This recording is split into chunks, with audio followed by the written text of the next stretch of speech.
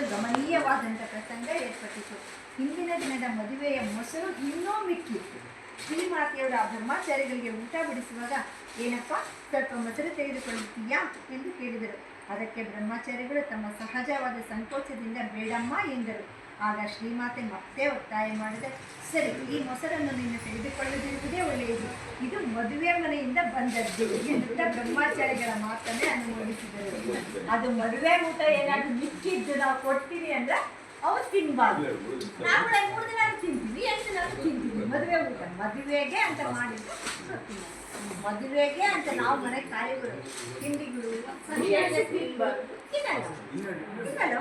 ಸಂಬಂಧಪಟ್ಟ ಯಾವ ವಸ್ತುಗಳನ್ನು ಸ್ವೀಕರಿಸಬಹುದು. ಮದುವೆಗೆ ಏಕೆ ಹೋಗಬಾರದು? ಸ್ನೇಹಿತರು, ಭಕ್ತರು, ಆತ್ಮೀಯರು ಮದುವೆಗೆ ಕರೆದರೆ ಹೋಗುವುದರಲ್ಲಿ ಏನು ದೋಷವಿದೆ? ಮದುವೆ ಮಂಗಳ ಕಾರ್ಯವಲ್ಲವೇ?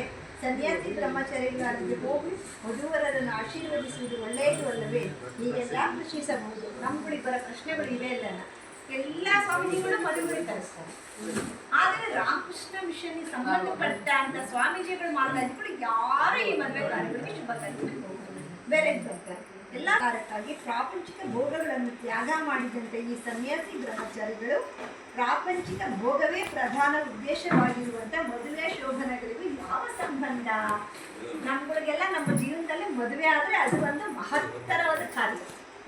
ಅದು ಬೇಡ ಅಂತಲೇ ಸಾಧು ಬ್ರಹ್ಮಚಾರಿಗಳು ಸಾಧಿಸಬೇಕು.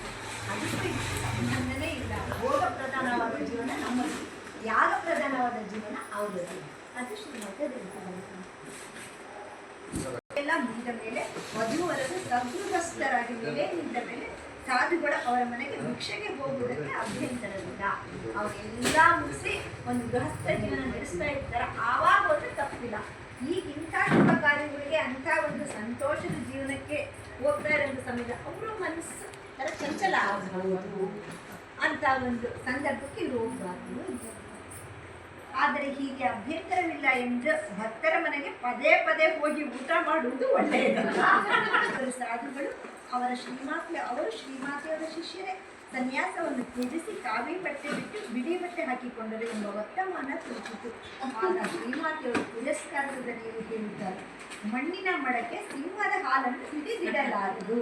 ಗೃಹಸ್ಥರ ಮನೆಯ ಊಟವನ್ನು ಉಂಡು ಅವನ ಬುದ್ಧಿ ಮಲಿನವಾಗಿ ಬಿಟ್ಟಿದೆ.